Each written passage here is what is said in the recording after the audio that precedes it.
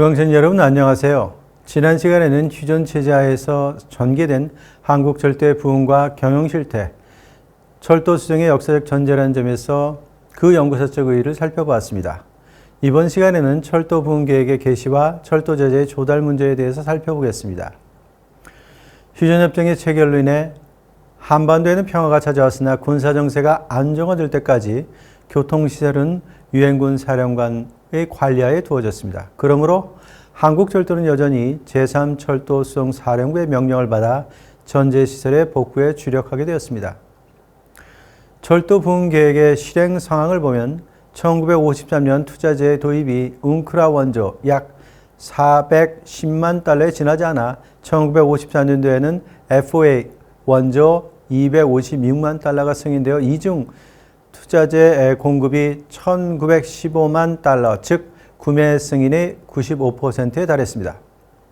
특히 철도 투자를 보면 민간 수송의 애로 완화에 중점이 두어져 투자액의 약 60%가 객차 56량, 화차 1,540량 등 철도 차량의 증차에 사용되었습니다. 또한 투자액의 15%는 3대 산업선의 건설비로 승인되어 1953년 5월 15일 신설 철도 건설국 감독하에 유타 컨스트럭션 컴퍼니의 교실 지원과 한국군 공병단의 지원을 얻어 건설 공사가 개시되었습니다. 그러나 실제 자재의 발주를 보면 발주 수속이 극히 번잡하여 경제조사관실, 한국민사원조사령부, 철도수송사령부 3자 간의 다대한 조정의 노력이 요청되었습니다.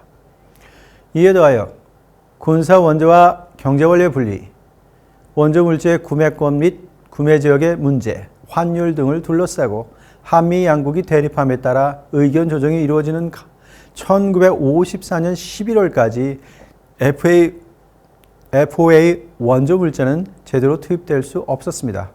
이로 인해 공사 현장에서는 시멘트, 화약, 강제 등 관건 물자 부족 때문에 건설 청부업자 또한 자재 곤란에 처해졌습니다.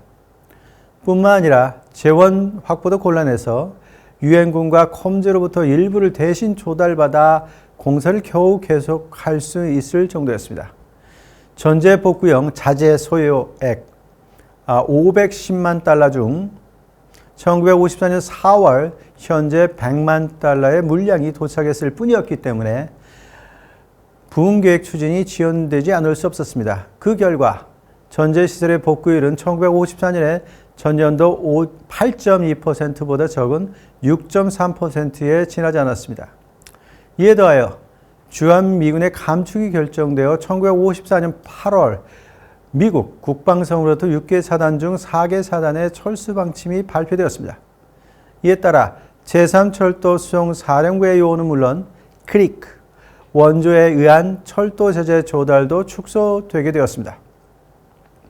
이미 극동육군사령부에 의해 철도 대원의 12% 감원이 결정되었고 1953년 9월에는 수송사령부 내에 비용절약위원회가 설치되어 철도용품 감사가 실시되고 잉여자재에 대한 추가 보급이 취소되었습니다. 1954년에는 기관차를 비롯한 철도 차량의 송환 명령이 내려져 6월부터 부분적으로 실시되기 시작했습니다. 또한 유엔군 공구품이라고 불리던 연간 3,500만 달러에 달하던 무상 원조가 휴전 후 2천만 달러로 축소되었기 때문에 일상적인 철도 운영에 지장이 초래되었습니다. 당시 한국철도의 수익 개정 예산이 87억 3,100만 환이었다는 점을 고려해보면 26억 환에 달하는 무상 원조 감소가 얼마나 경영수지를 압박했는지를 알 수 있습니다.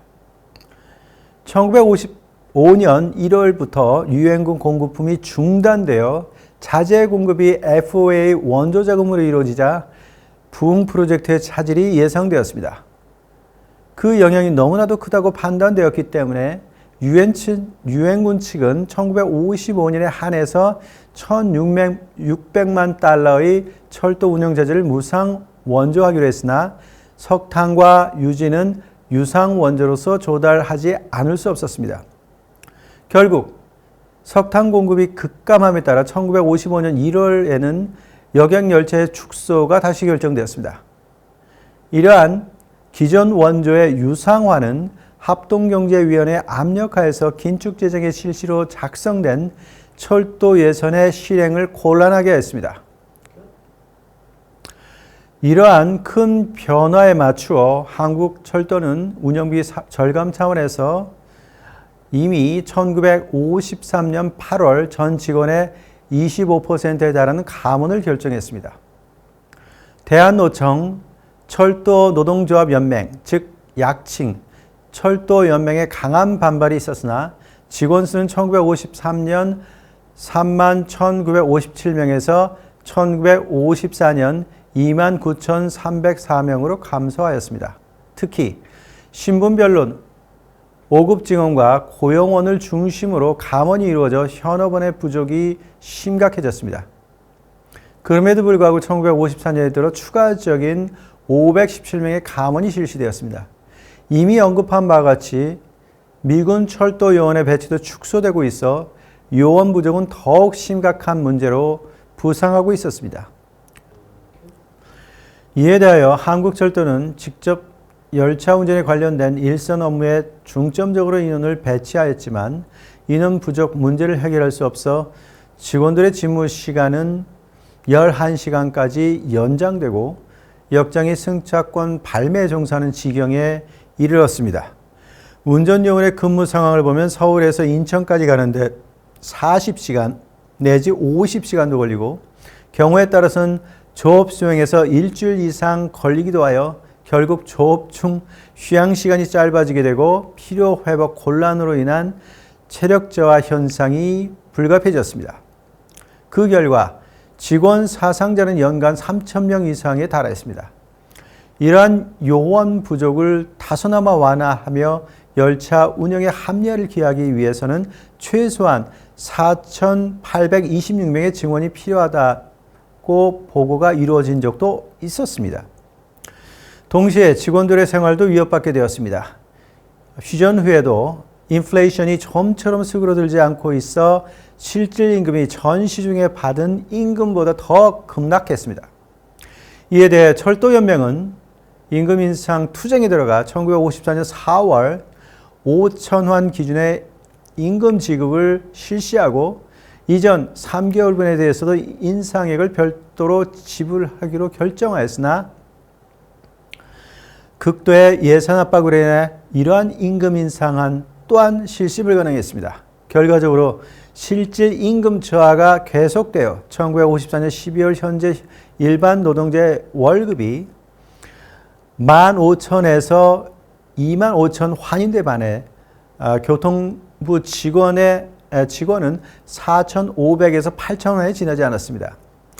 이에 더하여 미국 배급이 일시 중단되기도 하고 질 또한 각도별로 달랐기 때문에 배급일도 제대로 지켜지지 못했습니다. 직원용 매점도 줄어들었습니다. 1954년 12월 현업 직원 86명에 대한 생활조사 결과를 따르면 최저 생활을 위해서 필요한 생활비 부족액이 평균 13,314환에 달하였으며 가족 부업 수입 45%, 가족 보조 수입 37%, 직원 본인 부수입 17%를 통해서 부족액을 보충하고 있었습니다. 응답자의 70%가 30세 이상으로 교통부 내에서는 비교적 안정된 중간관리층인 4급 직원이 많았다는 점에서 그 결과는 정확한 것으로 평가됩니다. 이러한 인센티브 제공의 실패는 기술자의 이직을 초래하고 안정화되는 듯 했던 무단 결근과 직원들의 부정행위를 재발시키는 결과를 낳았습니다. 예산 지출의 억제는 내부 교육 체제에도 차질을 가져왔습니다. 정상적인 철도 운영을 위해서는 교통고등학교 전수부 15과를 중심으로 직원 재교육이 지속적으로 이루어질 필요가 있었습니다. 그럼에도 불구하고 약간의 전수부 재교육과 현지 교육 외에는 거의 모든 재교육이 15개월간 회계연도 중 사실상 동면 상태에 빠지게 되었습니다. 게다가 장래 철도 중견 요원을 양성한다는 취지로 실시된 교통고등학교 본과에서도 예산 관계상 철도 근무를 희망하는 졸업생에게 취업 기회를 제공할 수 없었습니다.